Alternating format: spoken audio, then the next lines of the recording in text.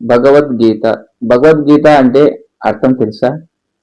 ఈ అర్థం తెలుసుకుంటే చాలు, భగవద్గీత అంతా అర్థమైపోతుంది మానవులకి.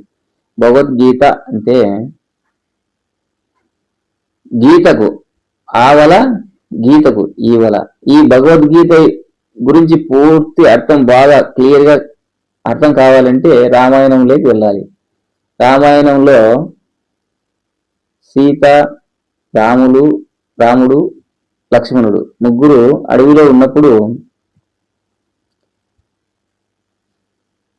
లక్ష్మణుడు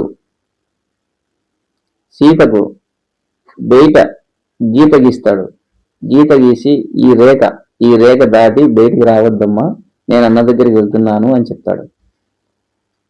ఎట్టి పరిస్థితుల్లోనూ ఈ గీత దాటద్దమ్మా అంటాడు. అప్పుడు అమ్మవారు కూడా ఆ గీత దాటకుండా అలాగే ఉంటుంది. అలాగే ఉండడం వల్ల ఇదే అదునుగా చూసి రావణాసురుడు మాయావి అజ్ఞాని వచ్చి అమ్మవారిని భిక్ష అడగడం జరుగుతుంది. అప్పుడు అమ్మవారు భిక్ష తీసుకొని వస్తుంది. భిక్ష తీసుకొని వచ్చినప్పుడు ఈ మాయావి ఆ గీత చూస్తాడు. ఆ గీత దాటి ఇవలికి వస్తే తీసుకుంటా, లేకపోతే లేదంటాడు. అప్పుడు ఈ అమ్మవారు జాలితో జాలిపడి ఆ గీత దాటడం జరుగుతుంది. గీత దాటడం జరిగినప్పుడు రావణాసురుడు సీతను అపహరించడం జరుగుతుంది. అంటే గీతకు ఆవల, గీత దాటితే అజ్ఞానం, గీతకు లోబడి గీత యువతలో ఉంటే జ్ఞానం. ఈ జ్ఞానము గీత దాటడం వల్ల అజ్ఞానం అనే మాయలో ఇరుక్కుపోవడం జరుగుతుంది. కాబట్టి గీత యువతల, గీతకు లోబడి గీతకు లోపల జ్ఞానము, గీతకు దాటితే అజ్ఞానము. కాబట్టి అజ్ఞానంలో ఎందు అజ్ఞానం ఎందు జాలి మంచిది కాదు అని ఆ వృత్తాంతం లోకానికి అర్థమయ్యేలా చేస్తుంది.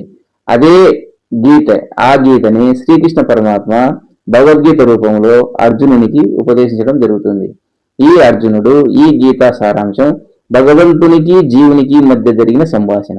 జీవుడు, గీతకు లోబడి ఉన్నవాడు దేవుడు, గీతకు దాటి అవలకి వెళ్ళినవాడు జీవుడు.